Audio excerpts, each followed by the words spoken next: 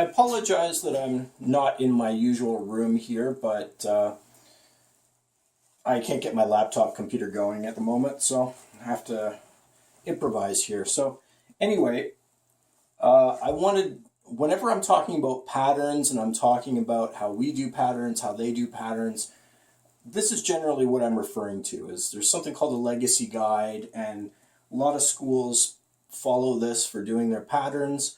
And I promised that I was going to go through the patterns one by one and compare some of the stylistic differences and philosophical differences between some of the schools.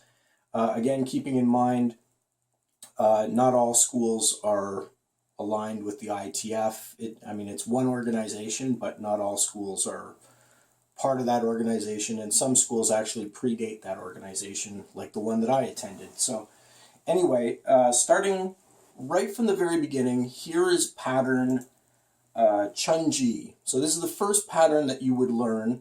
We teach it at yellow belt at my school.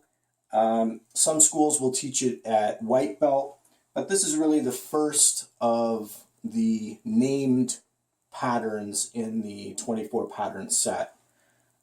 So I'm just going to start this here. Hopefully you can watch this, and I'll give some comments as he goes through. Again, we don't do this bobbing and weaving, this up and down motion every time that we step. You can see how exaggerated it is. All of these punches that he's doing should be middle punches, so he's punching way too high on all of these punches. All of those punches are too high. See, that last punch there, he's punching way, way, way too high. The middle punch is supposed to be solar plexus level. When I'm watching that, it looks like he's punching shoulder level almost with those punches. So they're supposed to be middle punches. He's not doing middle punches. You can see, again, there's differences in the pacing between how they do the patterns, how we do the patterns. They go at a very, very slow and deliberate pace, almost too slow.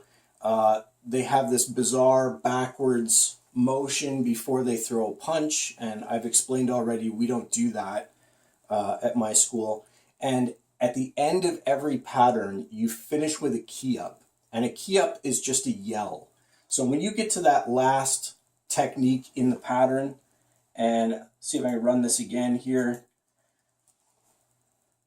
When you get to that final movement in the pattern, it should just be, right? Just a shout when you get to the end. You never say the name of the pattern that you're doing, because that is not a key up. So again, here I'm watching him. He's got good power, good technique. There's no complaints there. Plenty of power on all of his movements. But again, that final punch, you can see it's very clear when he holds it steady, is that he's punching way too high on those punches. They're supposed to be middle punches. They're supposed to be aiming for the solar plexus. And what you're supposed to actually do is make a triangle. So between the two shoulders, those are 2 points on the triangle, and then your solar plexus is the point in the middle. So those are the 3 points on the triangle. And when you punch, you're aiming for the center. You're aiming for the solar plexus. So there really isn't too much to comment about this pattern. It's one of the most basic patterns. There really isn't too much that is different between the way they do the pattern and how we do it. But again, I'm going to go through these one video per pattern, and we'll get to some more of them coming up soon. Till next time.